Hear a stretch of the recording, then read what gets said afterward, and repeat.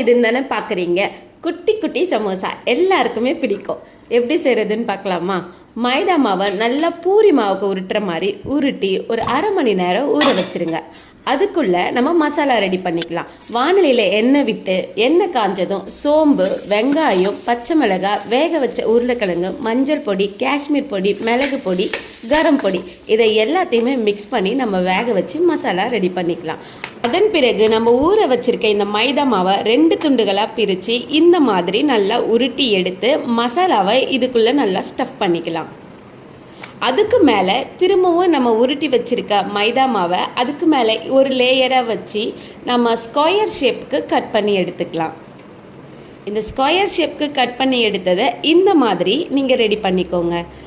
அவ்வளோதான். நமக்கு தேவையான ஷேப்பில் ரெடி பண்ணி நம்ம எண்ணெயில் பொரித்து எடுத்தால் நல்ல மொறுன்னு கிறிஸ்பியான ஒரு சமோசா ரெடி ஆயிடுச்சு. இதை நீங்களே சாப்பிட்டு பார்த்தீங்கன்னா மிஸ் பண்ண மாட்டீங்க. நம்ம சேனலை சப்ஸ்கிரைப் பண்ணாமல் இருந்தீங்கன்னா மறக்காமல் சப்ஸ்கிரைப் பண்ணிவிட்டு பக்கத்தில் இருக்கிற பெல் ஐக்கானையும் கிளிக் பண்ணுங்கள். வீடியோ பார்த்ததுக்கு தேங்க்யூ.